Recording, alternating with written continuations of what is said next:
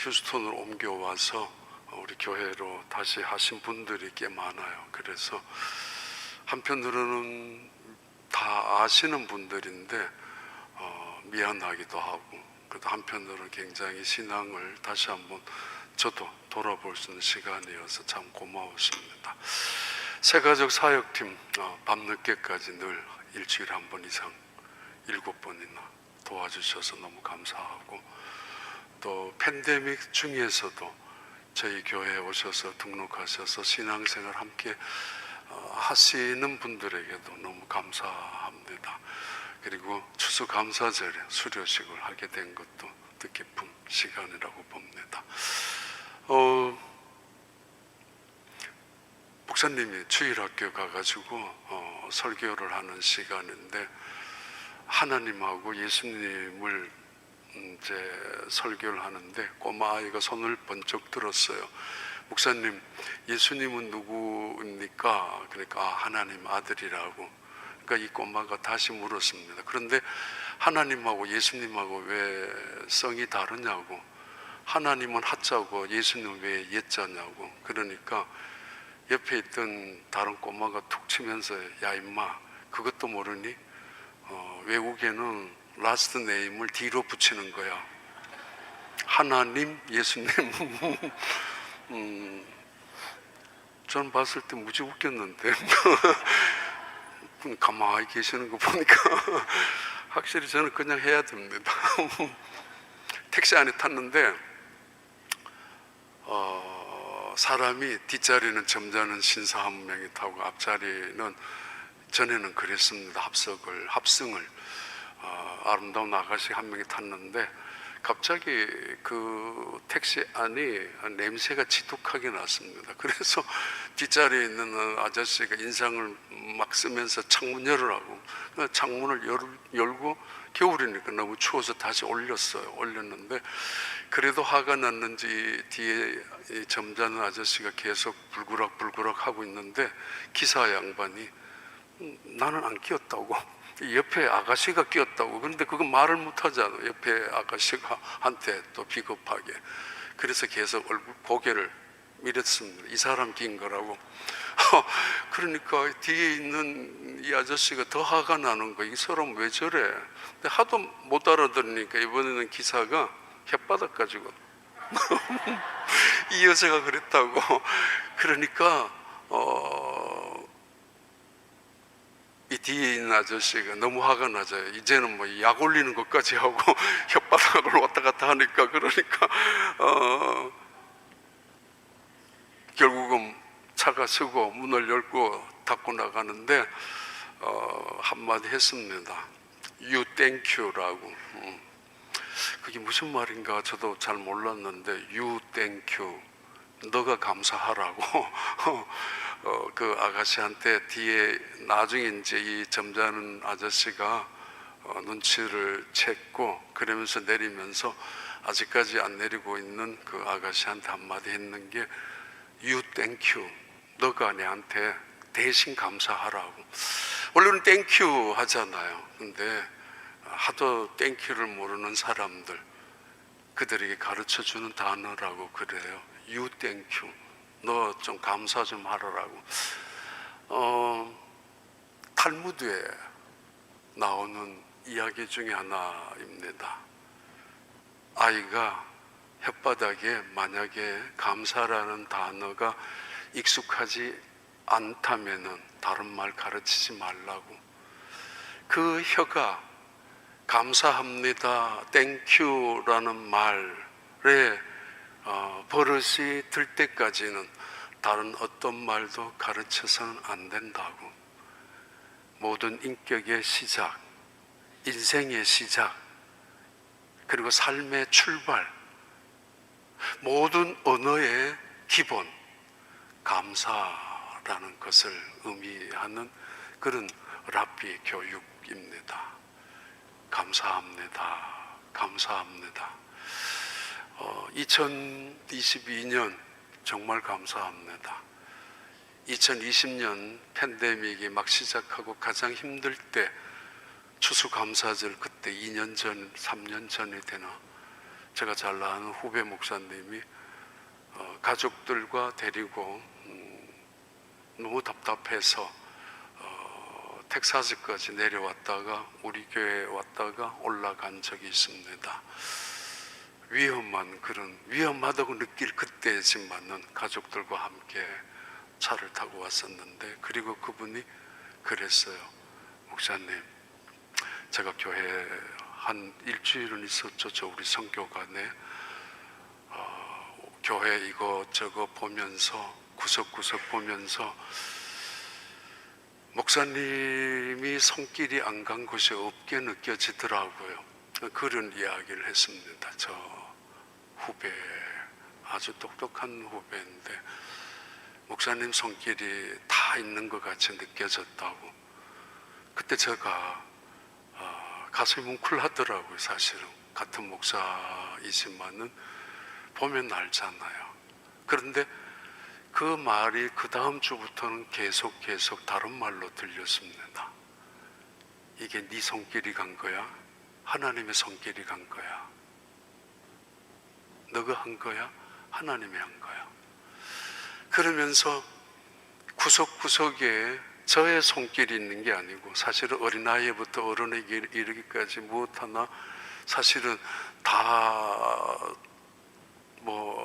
시작한 것이지만은, 그러나 그 일을 하신 분들, 우리 교인들 보면은 복도에 가더라도 또는 교육부에 가더라도 또는 밖에 마당에 주차장을 보더라도 우리 교인들의 손길이 없는 곳이 없어요. 저 잔디밭 축구장부터 시작해서 오케스트라까지, 아름드리에서부터 상록대학까지 그 일을 하신 분들의 손길이었지 저 손이 아니었다고. 그래서 그 다음부터 참 많이 깨달은 것이 있습니다. 너의 손으로 한 게 아니라 성도들의 손길을 통해서 모든 일이 이루어졌고 지금도 하고 있다고. 다시 내려놓기 시작했죠. 내려놓으면서 다시 손에 올려놓는 건 감사이죠. 여러분에게 대한 감사. 사실은 무슨 하나 보상도 없는데, 칭찬도 인정도 없는데, 우리야 뭐 돈을 받고 하지만 그런 봉사하는 분들의 손길, 그리고 그 위에 하나님의 은혜죠. 그러면서 정말 많은 지난 팬데믹 속에 특히 그 목사님이 말하고 지나간 다음에 다시 올려놓기 시작하죠. 저 손에 은혜로 올려놓았죠. 감사함으로 올려놓기 시작하죠. 내 것으로 움켜잡고 내가 한 것으로 움켜잡고 그건 자기 자랑이 됩니다마는, 그러나 자랑이 감사가 될 때 그건 은혜이고 축복입니다. 2022년 추수감사절 이렇게 지나갑니다. 정말 감사한 분들 많이 있습니다. 여러분의 도움이고 여러분의 섬김 있었습니다. 감사하게 생각을 합니다. 예수님께서 돌아가시기 전, 십자가를 지시기 전 하루 전부터 계속 말씀을 하셨습니다. 제자들에게 발도 씻겨 놓으시고, 그리고 제자들 떡을 주시기도 하시고, 그러면서 계속 하셨던 말씀 중간중간에 예수님이 이런 말씀 하십니다. 내 기쁨을 너희에게 줄게. 아니, 죽음을 앞에 놓고 계시는 분이 기쁨이나리. 그 죽음도 보통 죽음이 아니라 온갖 순환 모욕을 당하는, 그리고 육체적으로는 말할 수 없는 끔찍스러운 고통을 당하는 그 죽음인데 뻔히 알고 계시잖아요. 그 능욕을 당한다라는 거. 그런데 그분이 기쁨을 갖고 계십니다. 내 기쁨을 너희에게 줄 거야. 그리고 내 기쁨은 너희가 가져야 돼. 그리고 누구도 뺏을 수가 없을 거야. 그리고 이 기쁨은 영원한 기쁨이야.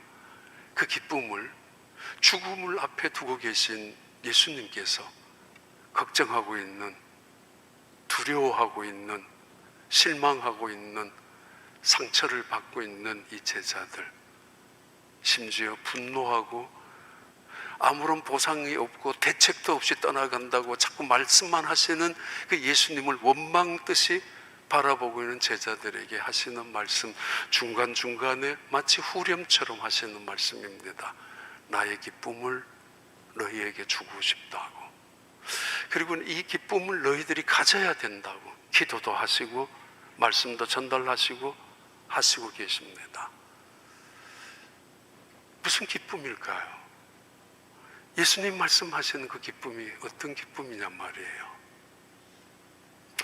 요한복음 15장의 첫 번째 기쁨이 나와요. 15장 11절부터 12절. 내가 이것을 너에게 이름은 내 기쁨이 너희 안에 있어 너희 기쁨을 충만하게 하려 함이라. 내 계명은 곧 내가 너희를 사랑한 것 같이 너희도 서로 사랑하라 하는 이것이니라. 예수님이 가지고 계신 기쁨, 사랑입니다. 예수님의 사역의 시작은 사랑이었습니다. 그리고 예수님의 사역의 마지막도 사랑입니다. 처음에도 사랑이고 끝도 사랑이십니다. 하나님은 사랑이시고 예수님도 사랑이고 성령도 사랑입니다. 그래서 기독교를 사랑의 종교라고 합니다. 예수님께서 말씀합니다. 내 기쁨을 너에게 준다고. 이 기쁨은 예수님께서 갖고 계시는 사랑을 의미합니다. 사랑에서 나오는 기쁨, 그 기쁨을 통한 감사, 하나의 단어로 연결되는 헬라어 의미 어근을 갖고 있습니다. 기쁨, 감사, 은혜, 사랑이라는 것. 너희가 서로 사랑하라. 이로써 내 제자가 된다. 너희가 사랑함으로 세상이 너희들이 나의 제자인 줄 알게 될 것이다. 너희가 서로 사랑하지 아니하면 아무것도 아니라고. 예수님은 시작부터 사랑을 말씀하셨고 지금 죽음을 앞에 놓고도 사랑을 말씀하시는데 그 사랑을 말씀하시는 예수님이 그 사랑의 단어를 기쁨이라고. 내가 너희에게 내 기쁨을 주는데 내 말씀이야. 내 계명이야. 이 계명은 사랑이야. 이 사랑 속에는 기쁨이 있고 은혜가 있고 감사가 있는 것이라고. 세상에서는 에로스의 사랑을 이야기합니다. 그 에로스라는 사랑은 상대방의 진선미에 대한 반응입니다. 진선미.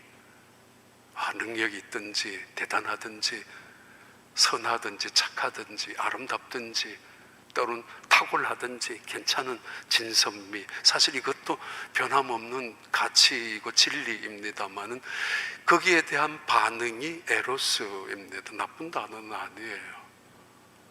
그러나 이 에로스라는 사랑의 시작이 어느 순간 아가페로 변하지 아니하면은 변질됩니다.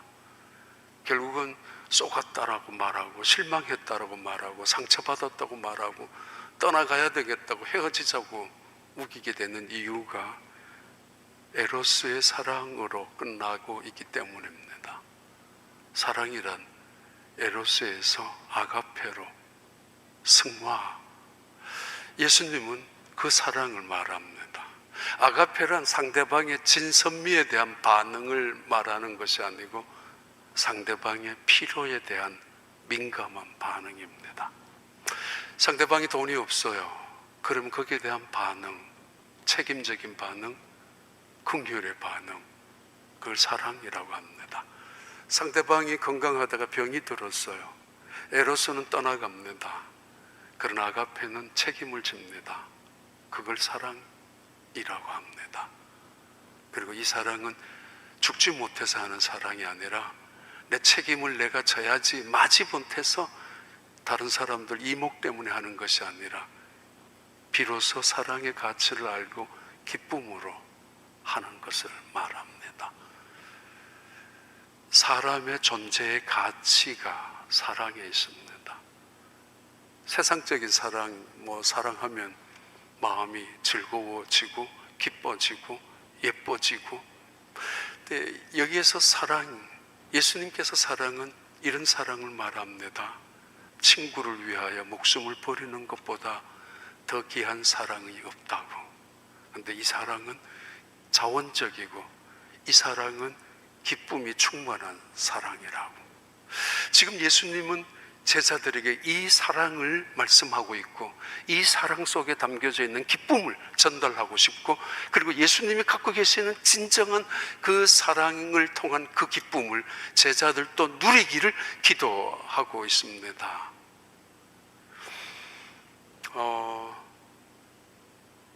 미국에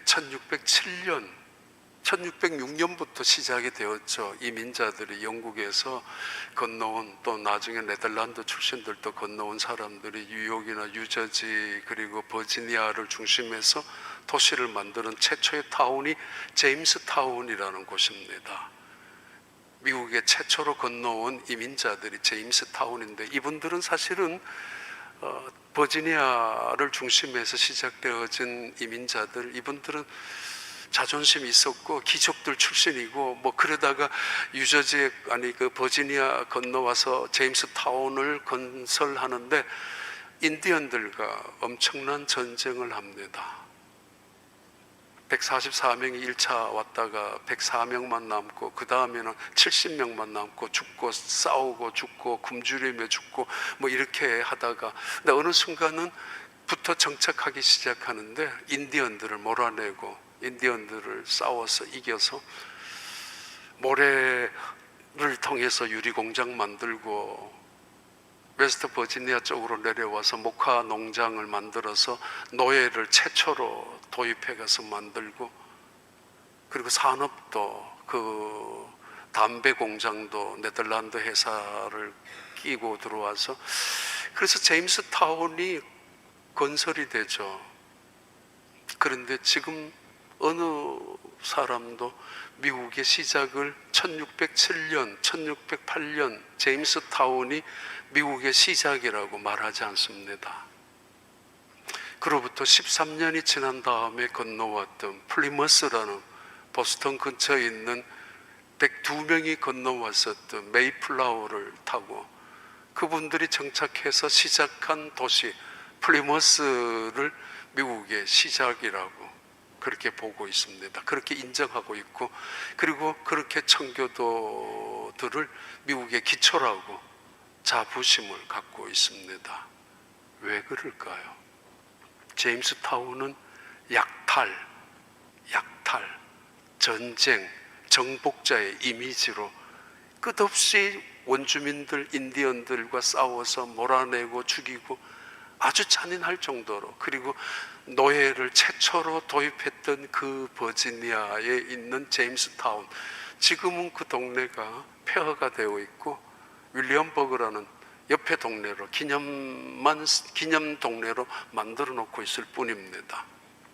돈으로 혈안이 되어 있었던 그 동치의 사람들, 교회도 지었고 학교도 세워주었지만은 모조리 다 돈에 대한 욕심만 갖고 있었던 사람들, 그렇게 인정을 합니다. 그러나 프리머스에 도착했었던 그 사람들, 그들은 그 땅에 도착해서 원주민들과 전쟁하지 않았습니다. 싸우지 않았습니다. 처음부터 총과 칼을 들고 오지 않았고, 그들은 처음부터 성경책을 갖고 왔었기 때문입니다.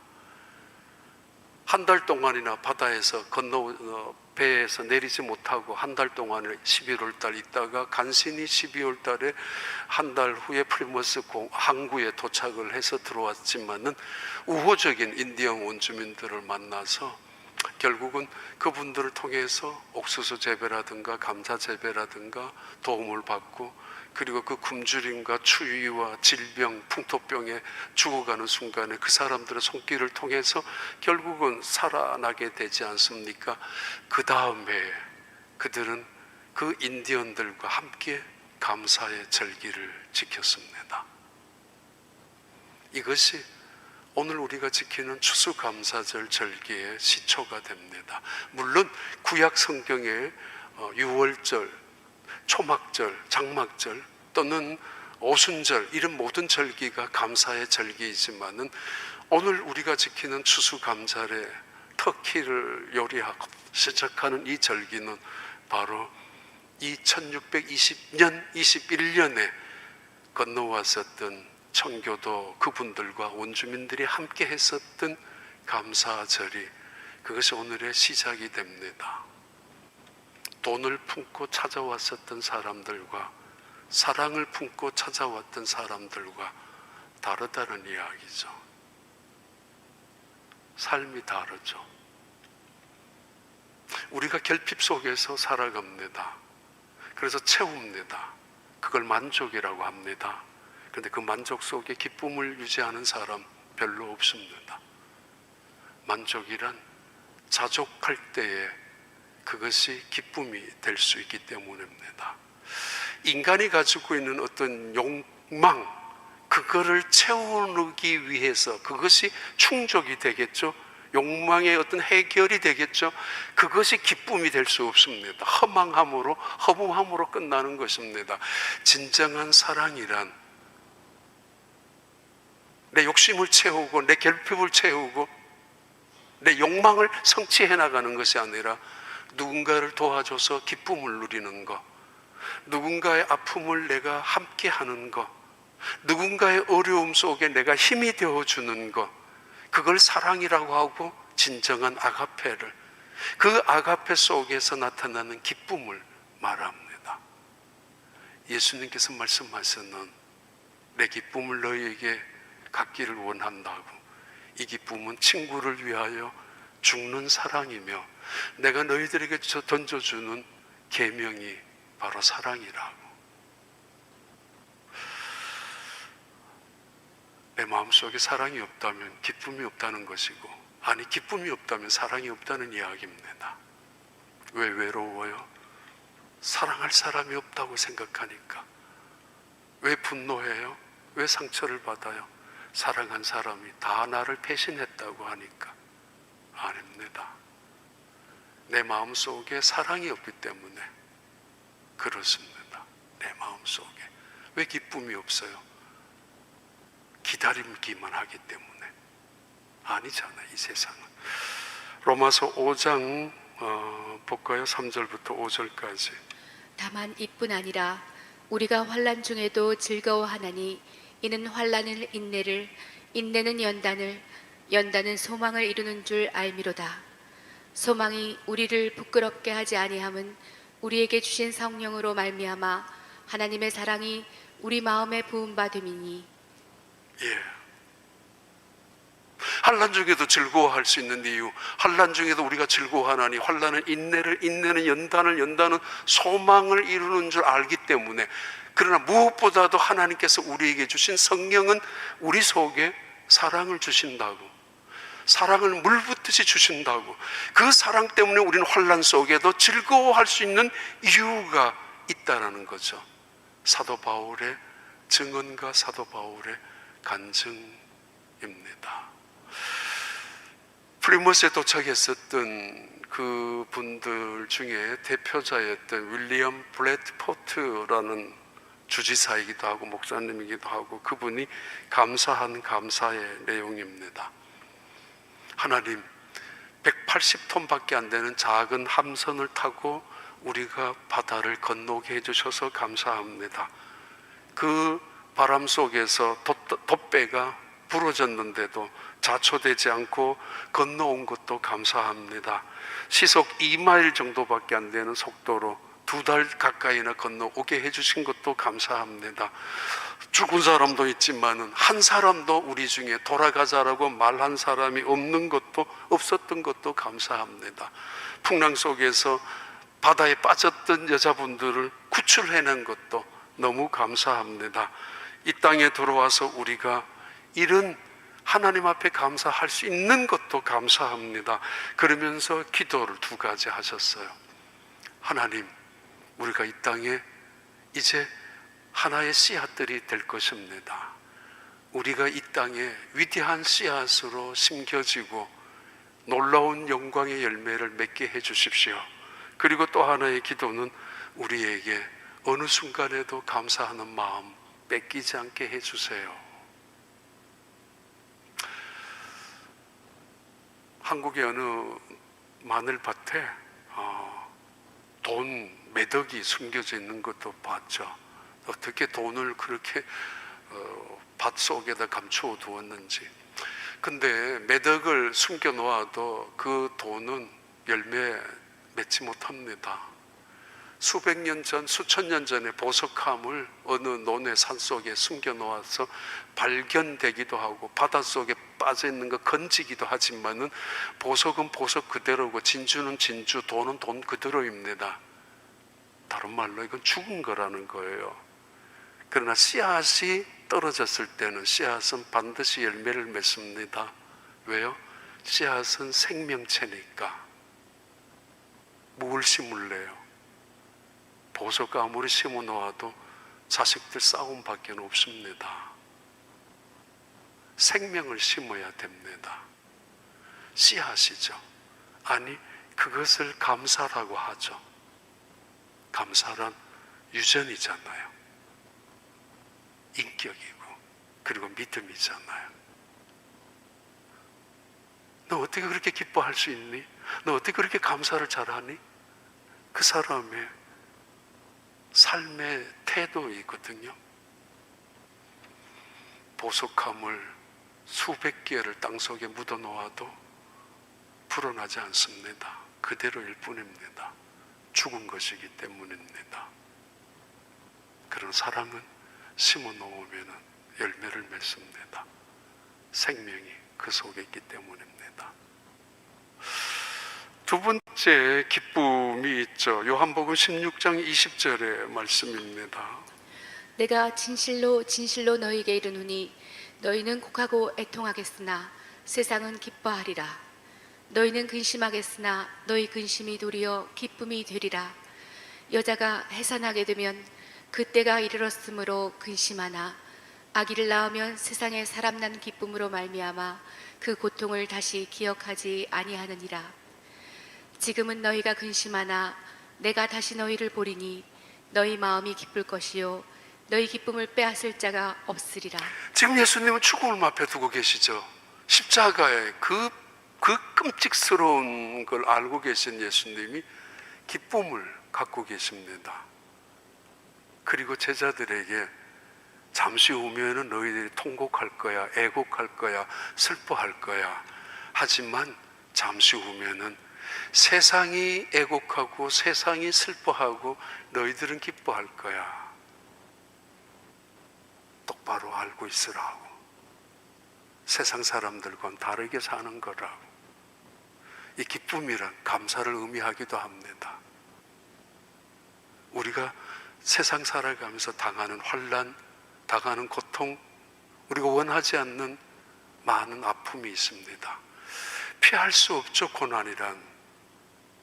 그런데 이 고난을 어떻게 바라보느냐에 따라서 기쁨이 나타나는 거죠. 예수님의 기쁨, 고난을 바라보십니다. 아니, 그 고난 속에 뛰어들어가십니다. 왜요? 그 고난 속에 하나님이 계시기 때문이고, 왜요? 고난은 반드시 부활로 바뀌기 때문입니다. 고난, 십자가의 죽음입니다. 제자들 슬퍼합니다. 절망합니다. 근데 예수님은 기뻐하라고 하십니다. 왜요? 이 고난이 부활로 바뀌기 때문에. 그러면서 비유를 하죠. 임신한 어머니가 산모가 그 출산의 고통을 갖고 있지 않느냐. 온 몸이 찢어지고 고통을, 뼈가 으스러지는 그 고통이 있지만은, 그러나 아이를 출산한 이후에, 아이를 생명에 출산한 이후에 그 고통을 계속 느끼는 엄마는 없다고. 평생 살아가면서 그 자식 바라보면서 끔찍했던 그 고통을 기억하고 악몽으로 남아있고, 그래서 난 괴로워서 못 살아, 다시는 아이 안 가질 거야 라고 하는 사람이 많아요, 적어요? 오히려 가지려고 할걸요. 왜?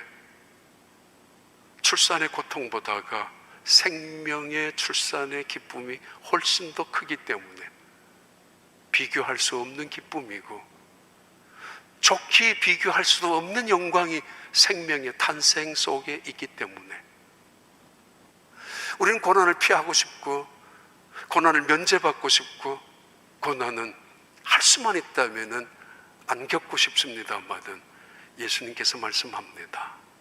그리고 보여줍니다. 그는 고난 속으로 달려가고 계십니다. 십자가 속에 뛰어들고 계십니다. 억지로라도. 그러면서 이 고난 속에 있는 하나님의 능력, 지혜, 이 고난이 변화되는 하나님의 영광, 부활의 기쁨이 너희에게 있지 않느냐? 이 부활의 영광이란 세상 누구도 경험할 수 없는 것이라고 말합니다. 그렇죠?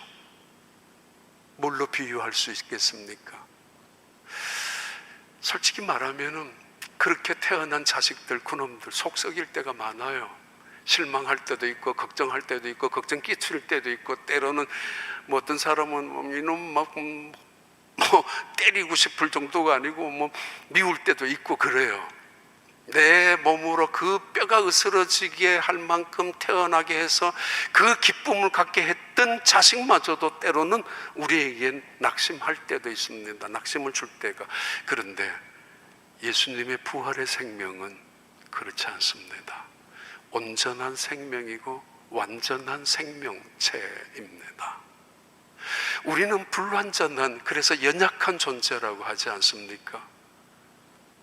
예수님이 부활하셔서 갖고 계신 생명, 아니 원래 그분의 생명은 완전하신 생명입니다. 그러기에 그 완전한 생명을 너희들에게 줄 텐데, 이것을 통해서 너희들은 기쁨을 얻게 될 것이고, 이 기쁨은 세상 어디에서도 빼앗을 수 없는, 누구도 가질 수 없는, 비교할 수 없는 기쁨이요, 이 기쁨이란 영원한 영생을 갖고 있는 축복이라고, 부활로 통해서 얻어지는 영광스러운 생명이라고. 이런 기쁨이, 구원을 얻은 이런 기쁨이 어디 있느냐라고 예수님 말씀하시는 기쁨입니다. 봐요, 잠깐, 너무도 감동스러운 영상인데 1분짜리니까 몽골에서 들었던 이야기.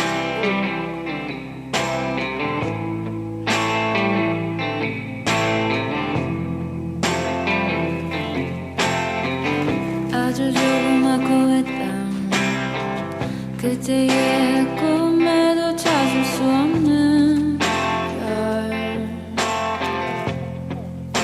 모든 게 숨겨져 버린 별, 난 이곳을 헤매고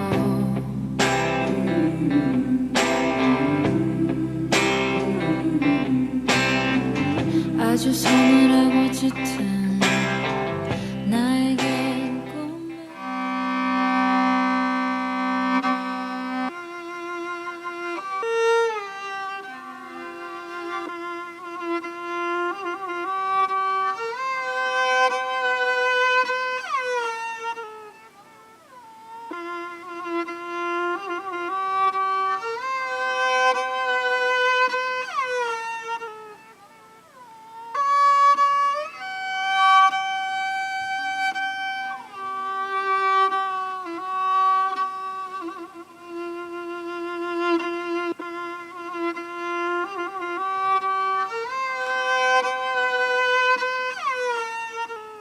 Директор нулимсынан төшөп котен качат нулимсын качат уйра дирчүш.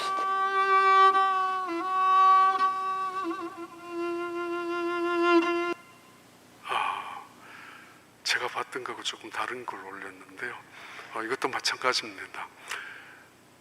낙타가 자기 새끼를 낳았는데 너무도 고통스럽게 낳아가지고 이 새끼가 태어나자마자 엄마 젖을 물려야 되는데 젖을 안 물리게 합니다. 힘이 들어서 너무 고통스러우니까. 근데 이 태어난 아기 낙타 새끼가 쓰러지죠. 근데 그 낙타 새끼를 젖을 물리게 하는 방법이 바로 마두금이라는 연주입니다. 그 연주를 하는데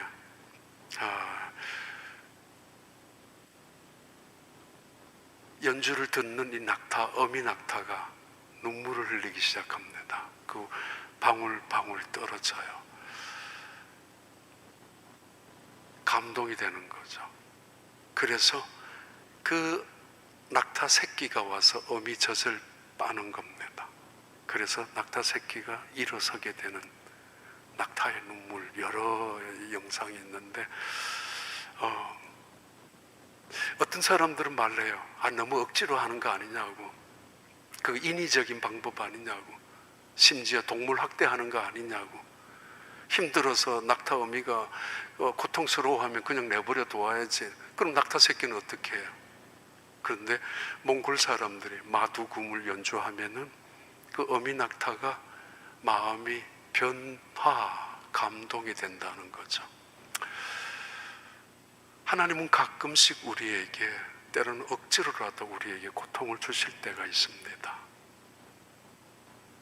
때로는 하나님은 우리에게 절기를 지키게 할 때가 있습니다. 억지로라도 부담이 될 때가 있죠.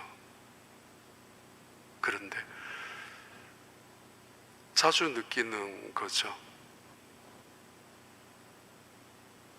내가 누군가를 도와줄 때 그 사람이 부담을 안 가져야 되는 것이 사실 맞고, 누군가가 저한테 도움을 줄 때도 부담이 안 되는 식으로 하는 게 좋잖아요. 그 유명한 옛날에 한경직 목사님이, 저도 직접 들었습니다. 우리 신학교 다닐 때, 여러분은 교인들한테 좀 대화 좀 하고 같이 식사를 하는데 짜장면 한 그릇만 얻어 먹으라고. 나중에 사주면 더 좋지만 부담 주지 말라는 이야기죠. 근데 때로는 부담되는 것이 축복이라는 거 아세요? 절기를 지킨다는 것이 우리에게 부담이 됩니까? 그래서 이거 그냥 지나가고 싶다라고 생각하세요? 너무 억지로 인위적으로 유도하는 거 아닌가라고 생각하십니까? 인상적으로 내 마음속에 감동이 되고 남아있는 게 뭐죠? 부담이 크게 되는 도움을 받았을 때는 사실은 헌금이라는 것이 돈이 될 때는 부담이 됩니다. 그러나 헌금이 예물이 되고 감사가 될 때는 기쁨이 됩니다. 향유가 돈으로 같이 하는 사람들에게는 그건 아까웠기 짝이 없고, 그러나 감사가 되고 기쁨이 될 때 향유를, 옥합을 깨트리게 되는데, 예수님한테 그게 굉장히 부담이었을 텐데, 그러지 마, 나 1불짜리면 돼, 300불짜리, 3000불짜리, 3만불짜리가 뭐야, 나 그거 안 돼 라고 하실 수 있었을 텐데, 예수님은 그 향유를 받으셔요. 부담스러웠는데, 그리고 말씀하세요. 기념하라고. 돈으로 계산하고 있는 가룟 유다에게는 도적이라고 그랬죠. 핑계대지 말라고 그랬죠. 절기의 의미는 때로는 억지로라도 우리에게 기억나게 하고 생각나게 하고, 때로는 부담스럽지만은 그 돈이 예물로 바뀌어질 그 믿음을 하나님께서 원하시기도 합니다. 그래요. 볼까요? 야고보서 1장 2절 4절. 내 형제들아, 너희가 여러 가지 시험을 당하거든 온전히 기쁘게 여기라. 예수님의 말씀을 바울도 베드로도 야고보도 요한도 다 기억하고 있죠. 그래, 기뻐해야지라는 거. 자, 결론을 빨리 드릴까요? 요한복음 17장 13절 14절입니다. 지금 내가 아버지께로 가오니 내가 세상에서 이 말을 하옵는 것은 그들로 내 기쁨을 그들 안에 충만히 가지게 하려 함이니이다. 내가 아버지의 말씀을 그들에게 주었사오매 세상이 그들을 미워하였사오니 이는 내가 세상에 속하지 아니함 같이 그들도 세상에 속하지 아니함으로 인함이니이다. 예수님이 갖고 계셨던 기쁨은, 첫째는 사랑의 기쁨이었고 그것은 감사였고, 그리고 두 번째 기쁨은, 그의 기쁨은 고난을 통한 부활의 그 영광을 체험하는 것이기 때문에 하나님도 우리에게 때로는 이런 과정을 겪어 나가게 하신다는 거죠. 고난을 이해하고 고난을 받아들이고 고난을 해석하는 것 대단히 중요한 것입니다. 부담 갖지 마시고 이러는 말인데, 때로는 부담을 가지라는 이야기도 하고, 마지막 이 예수님이 가졌던 기쁨은 천국에 대한 기쁨입니다. 나 이제 천국에 가, 기쁘다고. 그 유명한 천상병의 그 시가 있죠. 내 인생 끝나는, 소풍이 끝나는 날 내 아버지 집에 돌아갈 것이라고, 귀천이라고. 여행하기 전날에 갖고 있는 그 기쁨, 기대감과 설레임, 어딘가에 떠나고 싶은 사람의 준비한, 모든 준비한 가방을 이제 들고 일어섰을 때의 설레임, 기쁨. 예수님은 그 기쁨을 천국에 소망을 두고 있는 기쁨으로 고백하고 증언합니다. 나 이제 내 아버지 집으로 가. 내 아버지 집에 가면은 갈 곳이 내게 원래 있었던 곳이고 너희들 있을 곳을 예비할 거야. 어떤 분의 죽음 앞에서 가족들은 모두가 울어요. 근데 한 분은, 돌아가시는 그분이 정작 그렇게 이야기하잖아요. 얘들아, 울지 마. 울지 마. 진짜로 그런 이야기들이 월간 목회, 여러 임상 목회를 하셨던 그 어떤 여자 전도사님의 글 속에 나와요. 우리 교회도 한번 오신 적이 있습니다. 오래전에. 얘들아, 울지 마. 지금 천사들이 나를 영접하려고 오고 있다고. 지금 보고 있다고. 지금 보고 있다고. 내가 죽음 직전에 거짓말 하겠어요? 과장하겠습니까? 일부러 그런 말을 할 수가 있겠습니까? 죽음이 있는데. 예수님 말씀합니다. 난 아버지 집으로 가. 이게 기뻐. 난 너무 기쁘다고. 원래 오셨던 그 자리에 돌아가시는 거. 그러면서 자기 자랑만 하는 게 아니잖아요. 나는 이제 가는데 너희들 어떻게 할래? 그게 아니잖아요. 너희들 이제 갈 데가 없으니까 얼마나 불쌍하게 살 거 아니야? 그게 아니라 너희들도 나와 같은 기쁨이 있을 거야. 왜냐하면 너희들도 나와 같은 곳으로 오게 될 것이고 가게 될 것이니까. 왜 기뻐해요? 왜 감사해요? 우리에게는 천국의 소망이 있기 때문입니다. 그것은 실체입니다. 허상이 아니고 실체입니다. 제주도에 우리 송철 집사님 제주도 출신이지만은 해녀들이 바닷속에 들어가면은 22가지를 쉰다고 그래요.